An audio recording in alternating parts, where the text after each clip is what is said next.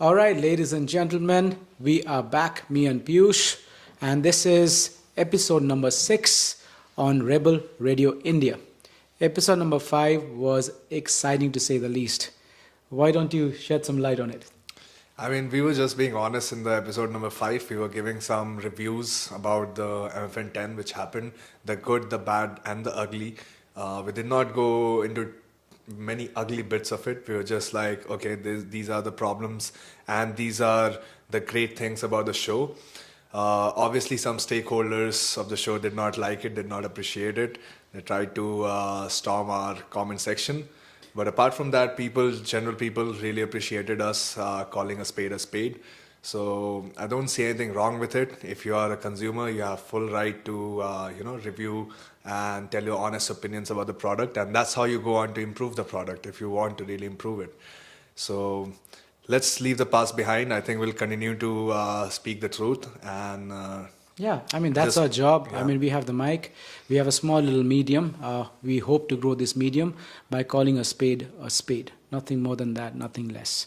But again, this is going to be a special episode because I think it's high time somebody talks about the genesis of Brazilian Jiu Jitsu in the country, or just Jiu Jitsu in the country. I started it at around 2013. Piyush started much later. But again, we've seen a lot of tectonic shift over the years, especially in the last 5 years after the advent of the instructionals by some of the great coaches from around the world. So Piyush, you've been in the scene for the longest time, and I think you are one of the only person or a few people that I know who are absolutely into the jiu-jitsu scene all over the world. So how have you seen jiu-jitsu unravel itself in the country? So I started my own jiu-jitsu journey a lot later than you. I started in 2017, and I started at BJJ India. That's where I trained for a year, and after that I switched to cross train. I trained there for a few months, and then ultimately I decided to make the shift to train full time at Institute of Jiu-Jitsu in Bangalore, and there was where like I saw the betterment of my game happening, where I moved from being just a regular white belt to gaining some real skills. And it coincided with, as you said, the advent of instructionals meta. I mean, there were instructionals in the jiu-jitsu community before that, but the format, the structure, everything was revolutionized by John Danaher and his Enter the System series. So it coincided with my growth at Institute of Jiu-Jitsu, and I think it helped a lot of people's game at the same time. People who were just training a random technique from here, from there, from YouTube, they finally found a well-put system which got DDS the success that they got. It helped a lot of people's game, and that's where I saw rapid improvement in my own jiu-jitsu journey. So what perspective do you have when you started? What was the scene back then? When I started, it was pretty early, 2013. I started with the Cross Train Fight Club. Jahangir Raja, one of the founders of WRESTLE, was my coach along with Siddharth Singh. Interesting. It was kind of sporadic because obviously we didn't have the kind of resources. YouTube, Stephen Kesting being one of the guys that I looked up to personally. Yeah, we all remember the OG Stephen Kesting. The OG Stephen Kesting. Big shout out to you. Thank you so much for whatever knowledge you could pass on to us.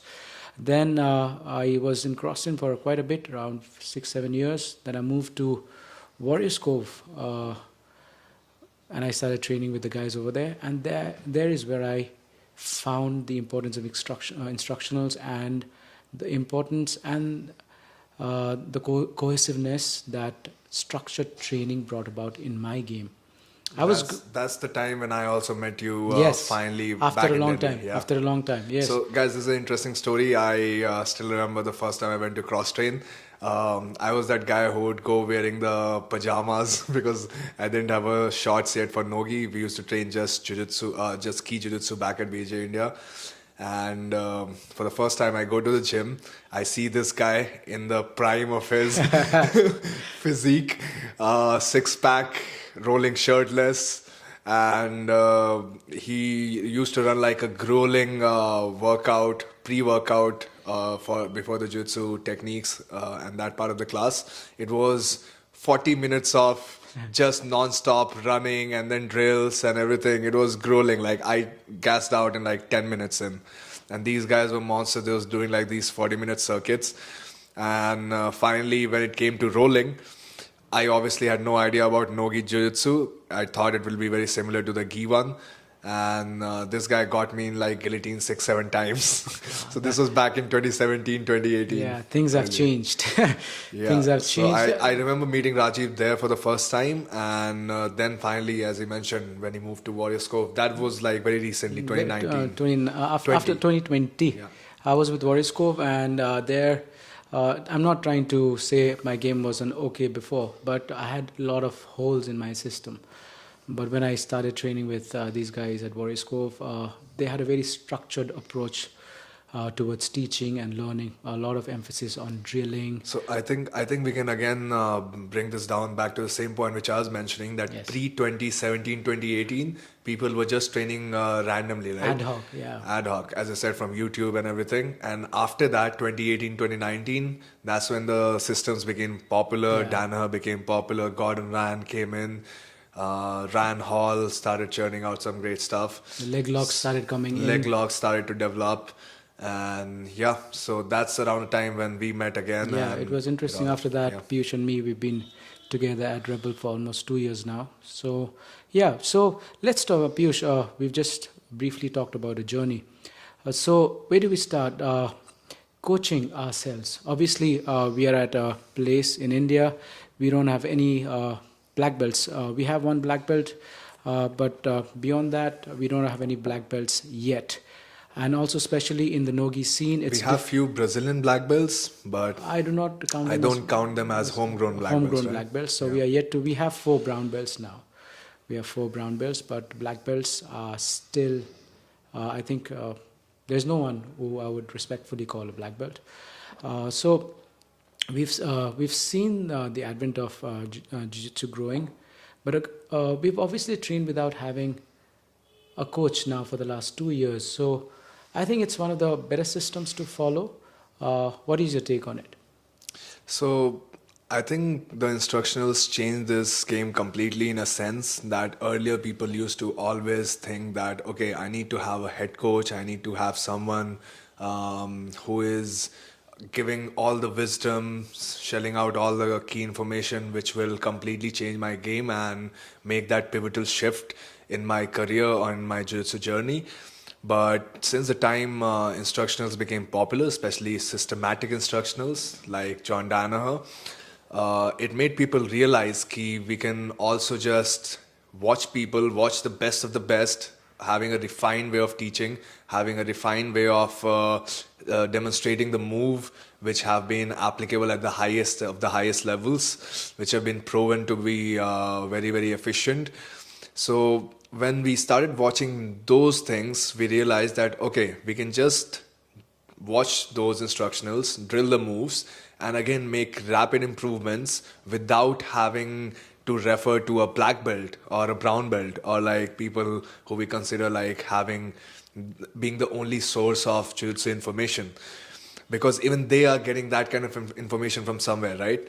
And it happens to be that the instructionals just made it easier for anyone to gain access to these kind of knowledge, which used to be a privilege back in the day. Yes. So even a blue belt, if he has a good enough jiu-jitsu or grappling IQ, he can start learning from these instructionals and can see rapid and massive improvements into their game. Yes, good drilling partner, drill it Yes. properly, apply it, and see. Obviously, find some kind of gaps, because it's kind of difficult for somebody starting the journey to absolutely understand what Mr. John Danaher or Exactly. Gordon Ryan or Garry Tonon of the world are teaching. So your basics have to be solid. For that, you obviously need some kind of guidance. But after, in India especially, if you are a blue belt or maybe a white belt 4 stripe who has a basic understanding of the body mechanics, of how the body reacts to certain actions or defense mechanisms that you follow when somebody's trying to attack you, then I think there is nothing better, at least in India for now. Everywhere in the world where we don't have access to Yeah, the high level black belts, and even places where they have good black belts, they are still not John Danaher, are they? No, they are They are not. still not Gordon Ryan, right? They're not. So- And they're not Craig Jones. Obviously, we have Lachlan Childs, we have Garry Tonon, and some really great people, because in the last 5 years, the metas have suddenly gone from the meta shift has been enormous. We've seen leg locks becoming the in thing, and suddenly there was demystifying the leg locks. Now suddenly there is, after that we had this huge shift towards wrestling. After that, top pins. Now, I mean, the things that people are doing, it's kind of hard to keep up. So, having said that, without blabbering too much about the importance of instructionals, what is a great starting point for example, somebody who's just being introduced to Brazilian Jiu-Jitsu? What is a great place to start from? I think everyone, and this has been the norm for like past few years, past few decades, I would say, it's Gracie Combatives. Yes. That should be the basis or the foundational learning for anyone who is getting introduced in Jiu-Jitsu, not just from the Jiu-Jitsu point of view, but also from the self-defense point of view. Yes. Because these guys have figured out these 36 techniques, which will make you very, very well-rounded in your perspective of Jiu-Jitsu positions. Plus, they will also make you aware of the threats which comes with striking, with real-world situation, Yes. right? So they have figured that out, and they have condensed them into these 36 techniques, which I feel you should master before you move on to your blue belt career, blue belt journey, and before you move on to the more high-level instructionals like the one which we were talking about earlier, Yes. like Danaher's or Gordon's. Of course. So a big shout out to the OGs, Hoyce and Hannah Gracie for. Henna and Hoyce. no, Hoyce was the UFC guy. Oh. So Henna and Heron. Heron. My apologies. So a big shout out to Heron and Henna. Henna. Heron and Henna. So a big shout out to the Gracies for bringing Yeah. this pool of knowledge under Gracie Combatives to our gym right now, and also for people getting introduced to Jiu-Jitsu, like we were discussing earlier. I think that's the basis of any good school. I mean, you should, if you're getting introduced to Jiu-Jitsu, it should be through the Gracie Combatives. Yeah. 32 to 36 moves, that is going to change the way you look at ground fighting. I mean, how we teach our students Jiu-Jitsu is that for the first 3 stripes, you are just doing the basics, Yes. basics, which is the Gracie Combatives. And once you get sophisticated enough that you are moving well in all those positions, when you are familiar with the basic positions like closed guard, mount, side control, knee on belly, back, things like that, then you get the positional awareness that you can move on to, you know, more, as I said, Danaher or more approach, like systematic approaches like enter the system. Into the system. So yeah, I think so. If you guys are looking to improve your game, and if you're just starting out in this beautiful art, please look up Gracie Combatives. It's all over the place. I think it's also available on YouTube. Make sure you go there, check it out, follow the instructions, because that's going to bring about a solid foundation that you can base your BJJ journey out of. So again, a big shout out to the OGs.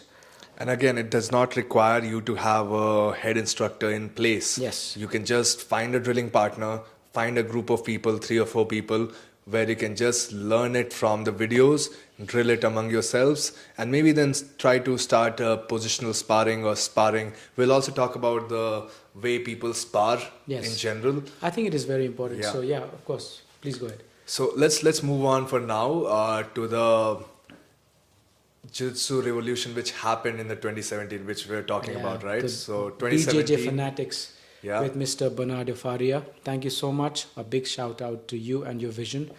Without you, our Jiu-Jitsu would still be stuck. We would still be down by about 5 years, Yeah, 100%. 10 years maybe. maybe 10 years. So Yeah. thank you so much. Without your vision about on creating this instructionals, my game, in my personal opinion, would still be with close guard and those basics that I'm still trying to fix. You know. So the first system that came out, which completely changed the jiu-jitsu world's approach to how we were doing jiu-jitsu, was the Enter the System leg locks by Yes. Professor John Danaher. Yes, at that time, DDS was mauling everyone. No one in the world were very aware. People were aware of the footlocks and the knee bars, but Mr. John Danaher had already devised a system that was killing the competition. So let's also introduce DDS to people who are new to jiu-jitsu, to their jiu-jitsu journey. So DDS was Danaher's Death Squad. That's what it's standing for, and it was a team based out of Henzo Gracie, New York, where there were students like Eddie Cummings, students like Gordon Ryan, students like Garry Tonon. Garry Tonon, Nicky Ryan. So all these guys, they started mastering the 50%, the earlier previously ignored 50% of the human body, that was the lower body leg attacks. And they went to the competition and they started wrecking people in a way where people had never seen the leg locks work before, and people definitely took notice after a while when they started beating everyone in EBIs, winning everything around them. And then comes ADCC 2017, where Gordon Ryan goes on to a tear, finishing most of the opponents, winning his own division, and then losing finally to Felipe Pena in the absolutes. So that completely cemented the domination of the DDS during that time. And people were like, wait, how are they doing this? Where Cyborg, who has been doing jiu-jitsu for 25 years, is tapping to a leg entanglement as soon as Gordon is touching his legs. Yes. What is this position called cross-ashi? What is irimi-ashi? 50-50. 50-50, I think people were more aware of in terms of leg locks because Ryan Hall had already done Yes, that in he the had. past. But cross-ashi and irimi-ashi and The backside 50. backside 50, I think it was not too popular back then in 2017. Lachlan brought it into 2019 ADCC. But yeah, all these positions started to make people curious, and then happens the Enter the System. Yes. So I think that changed our perspective. I think in India, we're still about 2 years behind what the world is doing. I would say a lot more years behind. So even though we, Yeah. both of us, try to, especially thanks to this guy, he is in touch with what is happening around the world, and he makes sure that we learn from what is in vogue currently, because obviously we have competition aspirations. It has but the shift from 2017 to we are sitting at 2022 has been so dramatic. Yeah. Because if I know anyone who's studied the systems very thoroughly is you. So what has changed? Have things that were in vogue in 2017 become absolutely redundant now? How fast is this evolution happening in the BJJ scene in the world? So I think there are two layers to this question, like how has the meta shifted and what was happening back in 2017 and what's the current state right now, right? So in 2017, as I was saying earlier, leg locks became the rage, okay? And everyone started submitting people with leg locks because people had no idea how to defend them, how to behave in a leg lock position correctly because they were simply not aware of it. And then slowly people started to catch on to it. They started becoming savvy in their leg lock defense, becoming better. And then they started countering it with back takes, with top position, and With things counter like leg that. locks also. With counter leg locks as well, as people started becoming proficient. So initially the leg lockers enjoyed that period. Like Craig Jones built his career out of just submitting everyone with leg locks. Remember that EBI where he just almost fought got for- Gordon? And he fought like 4 matches in And his time was around 2 90 minutes. seconds. 90 seconds, yeah, 1.5 minutes. So those kind of things were happening back then, and soon people started to catch up. A Kasai happens where Kenan Duarte finishes Craig Jones with a back take counter when he tried to enter Yes. his legs. So people became savvy to it, and then people realized, oh, if I'm on the bottom, it's bad for me because people's top game is becoming better. So what to do? If you're not a great wrestler, you cannot just rely on pulling guard now because people will pass you and then submit you. And you cannot enter their legs anymore because they have become better. So people started this movement called wrestling up. Okay, thanks to guys like Nicky Ryan, all the JD Torres, If you don't know Nicky Ryan, he is one of the prodigies of... You should be knowing Nicky Ryan you if you're should know. watching Jiu-Jitsu. Yeah, you should know He's Nicky Ryan. one of the less famous Ryan brothers, but I would say more... As talented. Yeah, as talented. And then, where were we? We were talking about Nicky Ryan, Nicky right? Ryan, yeah. I mean, wrestle-ups. Wrestle-ups, yeah. So then wrestle-ups became the next big thing, and we saw in 2019 ADCC and even in the recently concluded trials for the 2022, wrestle-ups became a huge thing where guy like Nicky Rod came in, pulls guard, ankle picks people, takes their back, and then the wrestlers immediately started to dominate because they realized we don't need to be on our back, we can just start to get to people's leg and then start finishing. Even if you were not a great wrestler, you can take down a better wrestler because you had wrestle-ups. You can get to their legs better. You don't have to level change anymore. And now we are back to a position where everyone is looking for that top position. Yes. Everyone is looking to control you from the top. There's a new meta called leg riding where Yes. traditional jiu-jitsu positions are redundant. I mean, this is very much into the future, but people are still trying to catch up with the 2017 Danaher thing if they haven't. So there's a lot of study to do, I think, in terms of knowledge in Jiu-Jitsu. So we were talking about the meta of Jiu-Jitsu, how it's changing, how it has become completely different. So I was telling you about the layer 2 of the problem now.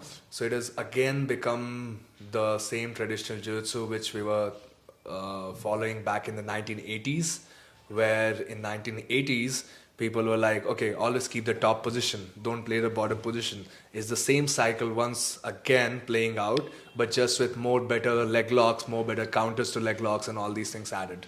I think it's always, I think it's a product like life cycle is very, very similar. Just like you said, everything goes through a circle. Whatever was in vogue in the 1980s in terms of fashion, it's coming back. Yes. And it goes back. Similarly, I think now, because before 1993, nobody understood the importance of Jiu-Jitsu in an MMA fight. In a fight scenario, Royce Gracie comes in and he smashes everyone with his Jiu-Jitsu. He doesn't have any striking, gets inside, closes the distance, clinches, takes them to the ground, chokes them out or breaks their hand. So I think the world started noticing this new system where you did not need to be absolutely proficient with your hands and legs. You just needed to close distance, grab and take them to the ground. And like these guys were discussing, these guys were sharks. Royce Gracie was a shark on the ground, and some of the guys who we were smashing at the beginning didn't even know how to swim in the ocean. There are these analogies. So from there to now, Jiu-Jitsu has suddenly gone into a huge spiral of evolution, and like you were just discussing, it's coming back to the basics. Like every good position, because now Jiu-Jitsu is a small part of MMA.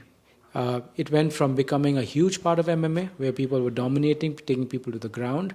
But if you've just recently watched the Makhachev versus Charles Oliveira fight, whereas Charles Oliveira is supposed to be a dangerous guy off his back, but Makhachev was not even a black belt, takes him down, gets an arm triangle, and in no time it's over.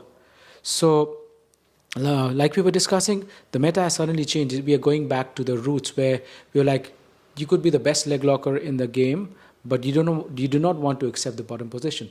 Because what if strikes are involved? At the end of the day, every martial arts were not created to be made sports of or made a game out of. It was created to defend against aggression, So, yeah, it is so crazy after 2017 when BJJ Fanatics started doing these instructionals, things have suddenly changed. But again, in India, let's talk India perspective, because that's why we wanted to do this podcast in the first place, not what's happening in the world. I think there's a lot of catch-up to do by a lot of our friends who are training BJJ. A lot of people are still opening the guard while sitting down, whereas everyone across the world are just standing up, opening the guard, and immediately chaining them with their own attacks. So, especially most of our MMA fighters, even though they are great grapplers, their jiu-jitsu on the ground is kind of, I would not say bad, but still needs or can be polished slightly more. So, I mean, not slightly, a lot, because again, it comes down to the level of BJJ training in the country. And I feel compared to the country like US, where you have like thousands of black belts Yeah.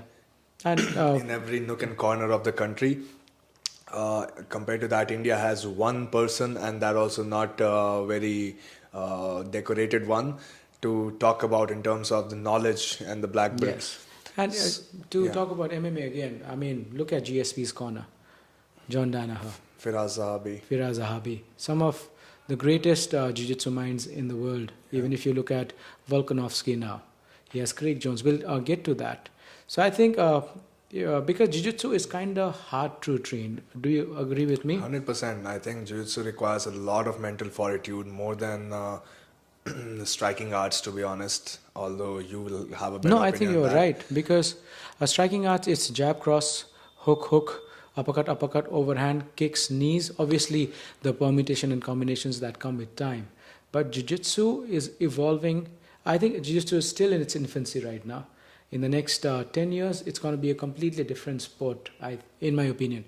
Yeah, I think Jiu-Jitsu will become a lot of wrestling with top submission skills. Yes. So all the wrestlers, if they start learning the top position, and like Makachev, I don't think Makachev in his gym plays a lot off his back, right? No. He does not play a lot of guard game, but he's just so good that he can stay on top, and once on top, he can apply those submissions.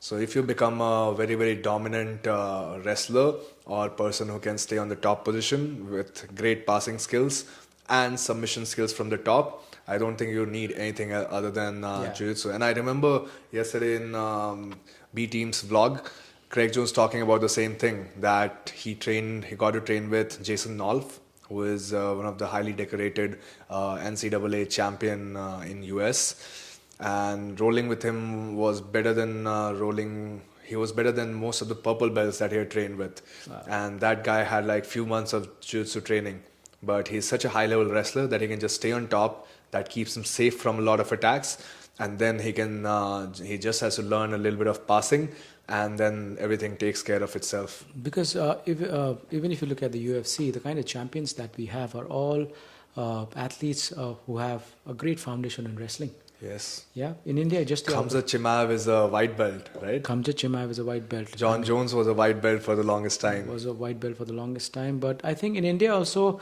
there will come a time when our wrestlers will realize, or they would want to maybe slightly move towards BJJ. And that's when a shift will come in the grappling community in the country. Yeah. Because these wrestlers are dangerous beings. They positional awareness, when they are grappling, their grip strength, and their explosiveness. Now add BJJ techniques to that. So they'll be unstoppable. Unfortunately, we don't have too many guys who've been doing wrestling for 10 years doing BJJ in the country, right? Yeah. But I think as MMA becomes more popular and the incentives start to increase more, it will attract a lot of wrestlers, especially professional wrestlers. Someone like Bajrang Punia might in the future start looking at options in MMA. Just because of the rewards being high. And once these guys like our American counterpart, Bo Nickel, he was an NCAA champ, and he just comes to UFC and starts mauling people with submissions just because he has such great takedowns, and once he's on top, he can just finish anyone with a little bit of jiu-jitsu knowledge. The most famous one being Khabib, whatever you want to call him. I mean, he does the same thing over and over again because his wrestling is so dangerous. I mean, he gets you to the ground and chokes you with the same submission all over again. Yeah. And DC. Daniel Cormier's. DC, I mean, he's wrestling next level. Right now, Makachev, Chimaev. Yeah. I mean, these guys are monsters because they'll pick you up, throw you to the ground, and just move their hands. I'm not saying that they don't have great striking. I think they have amazing striking, but complemented with their wrestling skills, they just become very dangerous MMA. And the best kind of MMA fighters, because if you see a correlation between these guys, they don't take a lot of damage. Yes. So it's a style where you can sustain your career for longer periods of time because you are taking less damage, plus you are finishing fights faster. So all in all, it's a great style. We try to replicate because that. I think the other day you were talking about a research that if you get knocked down thrice, there is a high possibility. It's a 3 concussion rule. Yeah, 3 concussion rule, if you want to explain that. So that's what I read in the article, that if you get concussed 3 times majorly if you're talking to an expert, they will ask you to quit your sport. So, and in NFL, it happens a lot where the policies are now super strict, and even in UFC at the highest level. And I think in general, just in UFC, they will give you layoffs. Like right after a fight, if you absorb a lot of punches, you are out for 6 to 7 months. Yes. Like the commission, athletic commissions don't allow you to fight anytime soon. So these are precautions that people have to take because brain is such a fragile body organ for us, and Yes. it cannot take a lot of damage over a long career. So coming back, segueing back to where we were. So in India, the jiu-jitsu is not really popular. I mean, it's picking up. It's picking up, but it's still done by some of the better gyms in the country. By better, I mean people who are studying a lot, people who are doing instructionals, drilling, and passing that knowledge on to their students. And why we say this, Rajiv, let me make it clear to the audiences, because sometimes when we approach a lot of gyms for our jiu-jitsu competitions, some of the good MMA gyms in the country, they are like, oh, but we don't have BJJ athletes. We don't have people who are training BJJ full-time or even have interest in doing BJJ competitions. So that shows us that you are not focusing on a BJJ program, because if you were, people will go out to compete. You remember Sean O'Malley going out in a jiu-jitsu competition and competing. So you'll have to do that if you want to refine your jiu-jitsu a little bit, and at the same time, having a good, healthy BJJ program will always make your fighters aware of the problems on the ground, even in MMA. So let's just do a quick naming of 6 DVDs that can help our friends if they want the jiu-jitsu game to go up from where they are now. So for me, I'll just name the 3 important sets which you should have. First is, if you're starting right off the bat, right from the scratch, it should be Gracie Combatives. Once you are thorough with that, you should move on to Enter the System series by John Danaher. And it covers 6 submission and positional systems. I think 6 major submission systems, which is armbar, leg locks, triangles, then front headlock. Then he has the back system.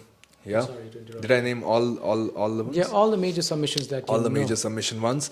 And then for the third one, I would recommend escape system. So we have 2 fantastic escape systems. One is very, very popular, Exit the System by Garry Tonon. Of course. And the other one, you can use it alternatively, is again John Danaher's Positional and Submission Escape series. Yeah, that's what we are doing right now. Yeah. Along with our friend Gordon Ryan. So I think So these are my 3. Which 3 would you recommend? Which 3 sets? I'm not... basically, Gordon Ryan's close guard is one of the best things I've seen, because a lot of us, even we don't understand the importance or how dangerous close guard can be, irrespective of BJJ or MMA. Then obviously John Danaher's back system, because back, obviously, once you take the back, you should be finishing everyone every time. The straight jacket stuff. The straight jacket stuff. And simpler version of the leg lock system, if you want to go without John going on about the philosophies of leg lock, and if you just want to familiarize yourself with it, is Lachlan Giles and also Garry Tonon. Breaking hearts and breaking legs. Craig Jones also has leg locks from down under, but I think that's slightly more intermediate. Advanced, So I think these are the DVDs that you guys should definitely be working on. And once you go there, what changed my mind absolutely, or got me bonkers, was Nicky Ryan's wrestle ups, which I'm still trying to figure out by drilling as much as I can. But these are some of the DVDs that I would highly recommend. So let's say people cannot afford these DVDs because they are very, very steeply priced. So are there any alternative YouTube channels which you would suggest where they cover? Lachlan Giles has a fantastic YouTube channel. It's Absolute Saint MMA Killa. Yeah, I think that's a great YouTube channel. Also, if you can look up Ryan Hall. Ryan Hall was doing a lot of stuff that have become a meta today, much longer than anyone. I think he was the 50-50. He was the Danaher before Danaher. Yeah, he was 50-50 anthology. I think he's. That's from Lachlan, 50-50. Oh, sorry. There is the name of the gym is 50-50, but you can search up YouTube and It's modern 50-50. Modern by 50-50 by Ryan Hall. Ryan Hall. That's going to change a lot of your perspective, especially regarding the inside heel hook positions, because heel hooks are such dangerous things if you don't know how to just avoid it first of all, and if you're stuck in it, and not to spam. So let's talk. This is an interesting topic. Let's talk about leg locks in MMA. Oh yeah. Do you find a case for it? What do you think? I think it has its place, especially with Ryan Hall summiting people like BJ Penn, even Garry Tonon having great success at the One Championships. But also obviously everybody understands the famous Mr. Imanari. But again, there are downsides to it. Like we were discussing it before, people are understanding that he's going to spin under, take my leg, go to backside 50-50, finish me off, get to 50-50 positions or cross ashi. So especially when there are punches, elbows and knees involved, it's kind of dangerous unless and until you are absolutely facing a naive opponent, or you're kind of opportunistic, or you shot for it and you got it at once. Yeah. But I still think it is not foolproof when it comes to MMA. But in the Indian circuit today, leg locks are still very, very new. There are only a few people who are doing it very, very well. That's why you can see the kind of success. I mean, look at the kind of competitions we have. We at Strangle, when we organize Strangle, only the pros are allowed to do it, because leg locks are generally perceived to be very, very dangerous. And rightly so. And rightly so, especially with the heel hook positioning.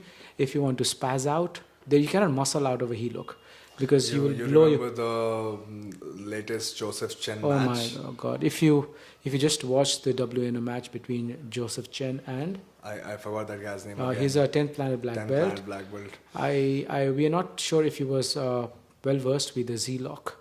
Yeah. And what a devastating break! Yeah. Yeah. And he didn't even have chance to like tap because the knee pressure, outside reaping pressure came super tight. But yeah, so my opinion on leg locks in MMA is that it's a trump card.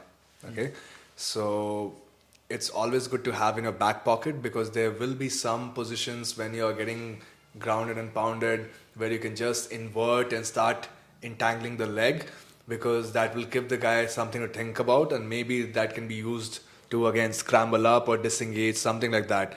But using it as the main weapon in your game can sometimes become too predictable.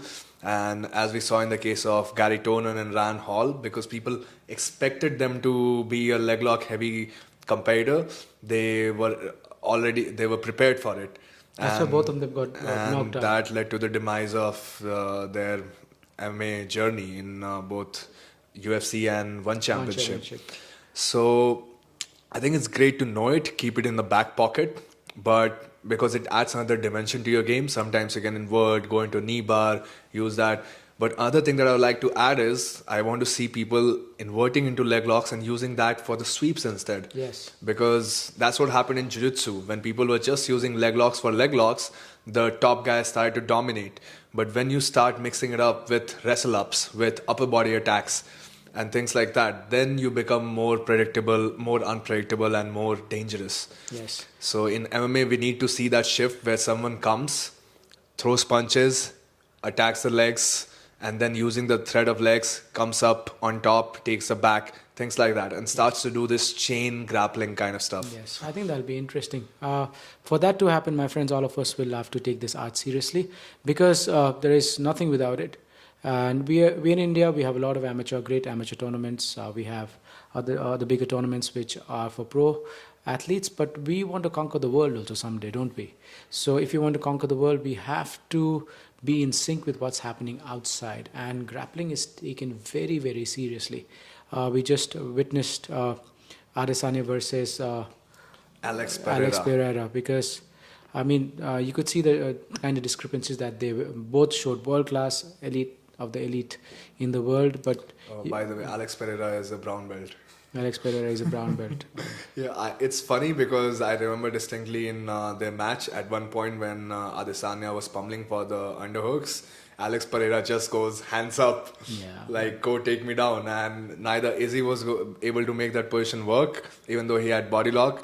And maybe it's a function of Alex being so big and huge Strong. that it's difficult to take such people down. But yeah, brown belt, I don't know, man, because he couldn't stand up to save his life at that point of time. That's for sure. So yeah, I think that's what we want to bring about. So we've named a few DVDs. If you have questions regarding BJJ, we're not saying that we are the source of all knowledge, but we know a little bit. Both of us study quite enough.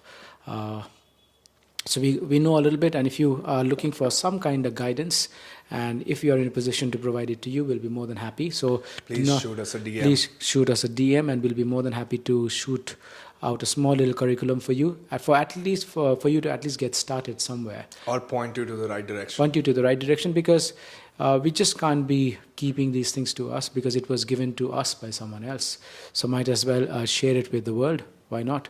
And especially if it grows the BJJ community in the country, we are more than happy to do our bit.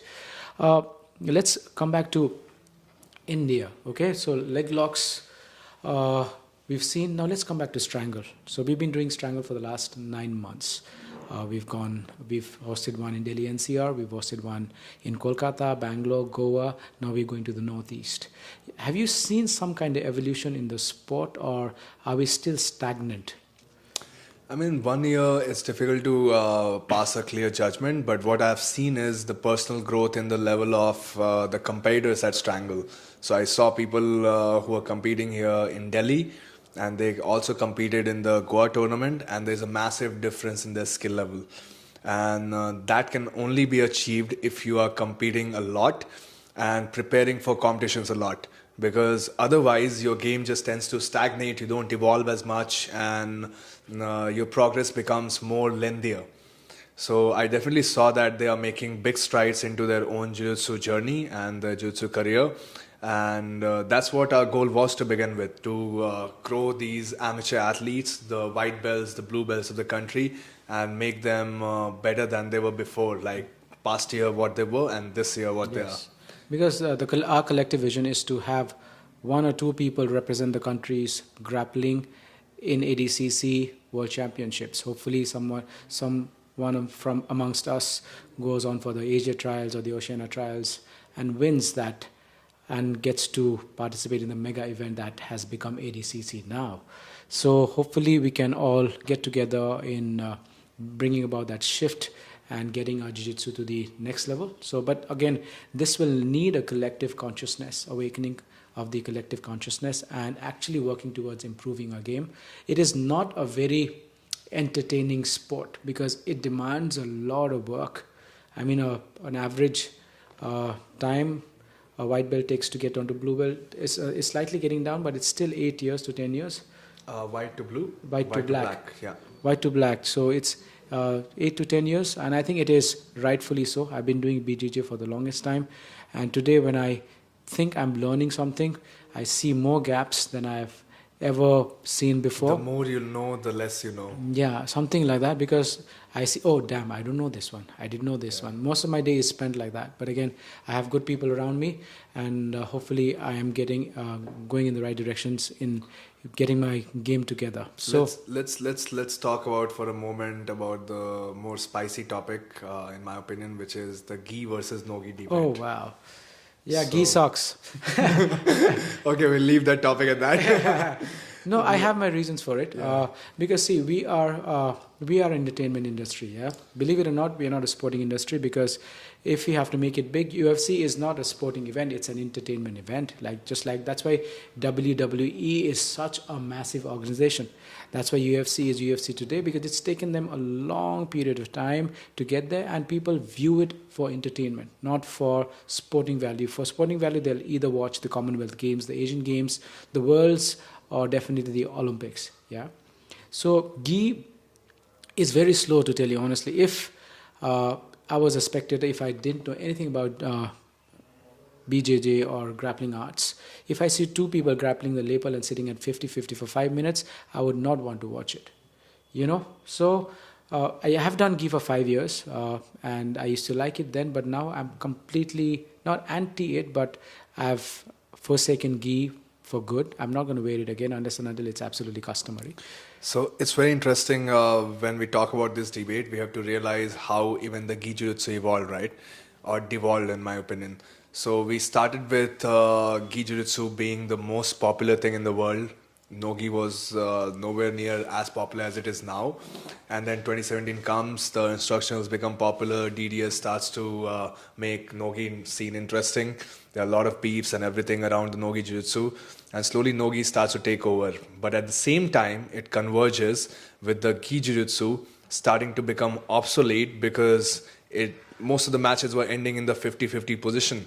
As I said, lapels were being fed around, and a lot of credit has to go to Keenan Cornelius for starting his warm guard and all that kind of bullshit, which earlier even I was a great fan of. When I was a blue belt coming up, I used to do that shit all the time. So I think Gi Jiu-Jitsu started becoming less and less popular just because people were like, okay, this is super annoying.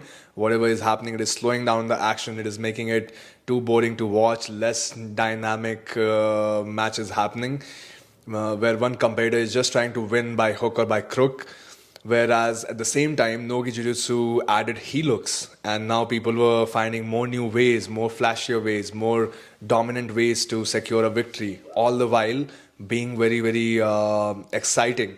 Yeah, I think that's what we are getting at. It has to be exciting. We want to make an industry of BJJ or grappling or whatever you want to call it, American Jiu-Jitsu, Indian Jiu-Jitsu. It has to be entertaining so that we can have a mass audience. When we have a mass audience, we can sell products, we can have superstars. And when we have superstars, it becomes a mass movement. Whereas two people scratching each other in the gi, it's generally, like you said, very, very boring and annoying. It's rough on the fingers too. It's rough on the fingers, and it's kind of boring for an audience. Yeah. And the meta shift that I've seen, now we have the Kasai Pros, the EBI Invitationals, even WNO. They do have a few gi matches, but who's watching them? Yeah, everybody is moving towards that. So I have personally decided that I'm never going to wear the gi again, like I said, unless and until I'm getting a one stripe from Marcelo Garcia. And if he insists, I'll wear it. I think Marcelo is the biggest proponent of no gi. I haven't seen him wearing gi ever in any of his roles. Yeah, he is. I mean, Marcelo Garcia. That's a lengthy debate. Oh, sorry, that's a lengthy podcast for me because he's my Marcelo Garcia special, guys. That's coming. Marcelo Garcia. Yeah, that's a good. Also, if you just have a look at the kind of episodes we are churning out. Tell us what you want to what you want us to talk about. If it's related to the who you want us to talk who about. want to talk to. We can also have guests. We are also looking to inviting guests to our podcast, so please recommend names. If you want to be at the podcast, we'll be more than happy to get you here, but also please understand we have to get someone who has a background in mixed martial arts or combat sports. So on that note, we'll take a short break and we'll be back. All right, guys. So the last segment of the podcast, we call it latest and the greatest in BJJ and MMA. So this is the segment where we discuss the news which has been in news throughout the week. Yeah. So let's talk about the post that we saw today itself. Gordon and Hodger training together. Two goats. Gordon Ryan is the current GOAT, but Hodger Gracie is a legend. If you do not know Hodger Gracie, please Google him. I mean, there has been no one who has been more dominating than Hodger Gracie in both the gi and the no-gi circuit. Yeah. I mean, he comes out of retirement and beats up Busesha, a 10-time world champion at that time, and he makes it look so easy. And Hodger Gracie training with the current GOAT, Mr. Gordon Ryan. There's no one. I was so sad that we don't have any videos of that role because I would have loved to see it. Yeah, the kind of knowledge exchange that just for the food for thought. Who do you think would do better? We know in gi, obviously, Hodger would dominate. Yeah. But what do you think in no-gi would happen? I think Gordon Ryan obviously has more tricks up his sleeve now because he has the leg locks. He has so many things. But again, we are talking about Hodger Gracie. Yeah. We're not talking about just another black belt, just another person. So I don't know, man. I mean, to tell you honestly, Hodger will, even if he doesn't know half of the things Gordon knows, but he'll shut you down with what he knows. If you've watched Hodger Gracie's matches, he will take the mount, and you can't do anything about it. He will cross-collar choke you, and there's nothing you can do about it. So Hodger is the only guy, apart from Gordon Ryan, or I think he's the only guy who has the highest submission rate at ADCC. Yes. Gordon comes second, and then I think there's Marcelo. So I would definitely agree with you that Gordon has a lot of tricks up his sleeve, but plus he has been training full time, whereas Hodger is running his own academy now. He's And he's retired, so probably not in the best physical shape. But Gordon definitely is the current Nogi GOAT, and them training together is something everyone would pay money to see. Yes, I would definitely. So if somebody has the footage, please leak it. Please, even like 1 minute of the roll. Come on, we just want to see what's happening. See what's happening. Even if they are napping in close guard, that would be fun to see. All right, next one. Craig Jones prepares Volkanovski for Makachev. Makachev. So we Let's saw do some that. footage of that. I mean, if you've not seen the YouTube video, Piyush sends me these videos at night, as that's what we look at before. That's we what go to good friends do. Yeah, because we need to be updated. We are talking about hopefully slowly nudging BJJ as the mainstream sport in this country. So we want to be absolutely updated. So yeah, I mean, the biggest matchup, February, Makachev is moving to another weight class to claim. I think Volkanovski is moving up to yeah. the Makachev's Makachev's weight class, and these guys are fighting. Makachev, you all know, amazing striker and even better grappler. Now Much let's. better grappler. I'll leave it up to you because he's kind of obsessed with Craig Jones, and Craig Jones happens to be the coach of Volkanovski. So, to be very, very honest, I see Volkanovski is obviously the underdog here because he's moving on to a different weight class, the bigger weight class for his game. And again, he's facing someone like Makachev, who does not have a lot of holes in his game. And I remember him talking in the podcast Flagrant when he was on. Shout out to Andrew Schultz and the Flagrant team. So he was talking that his game plan will be that play his natural striking game, not get intimidated by the takedown factor, and if he gets taken down, always make it a dog fight and try to wrestle back up and try to get back up. But I think we can see the big hole in that game plan, that if Makachev takes you down, a guy like Khabib's camp take you down, you are not getting up so easily. It's not going to be like Makachev fighting, what was his name? He got off the guillotine and also the triangle.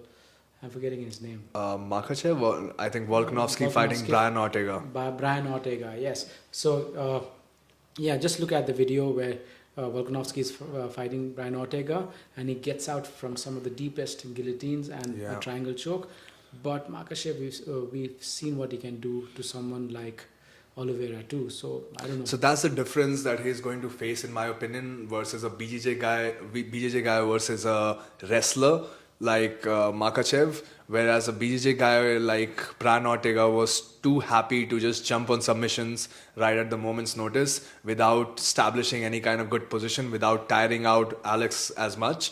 Whereas Makachev, when he's on top position, he will just grind the hell out of Alex. So let's talk about what Craig Jones had to say about that.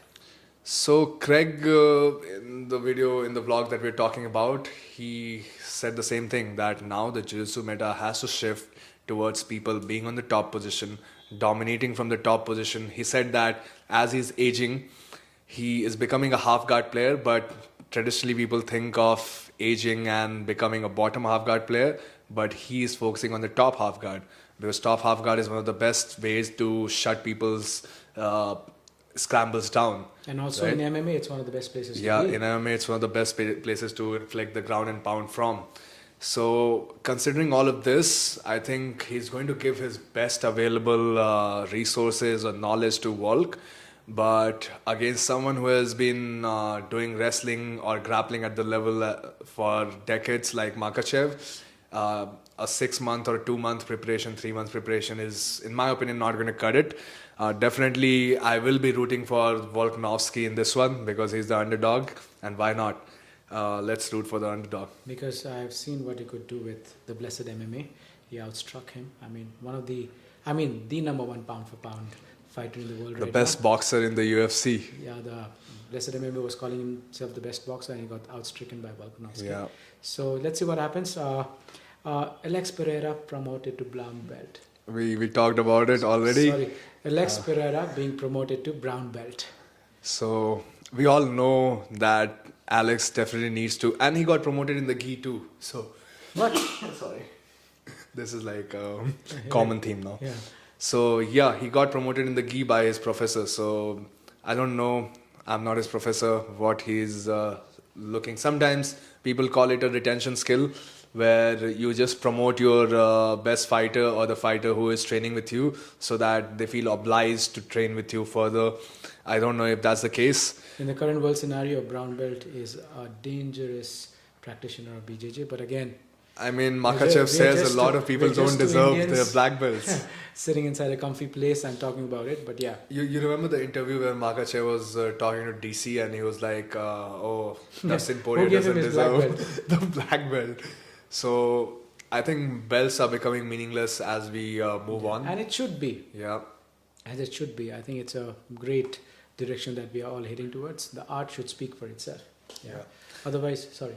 I was just going to say, guys, this is a breaking news, or I don't know if it's a breaking news anymore because Dana made a post about it. Roger Gracie, the greatest of all time, is going to come on Lex Friedman's podcast. If you're not watching Lex Friedman, please do watch. He's a Jiu-Jitsu black belt himself, and possibly right now YouTube's #1 podcast because Joe Rogan left it. So that will be a very, very interesting podcast to look forward to, where we will hear Roger Gracie's opinion on everything MMA and BJJ related. Yeah.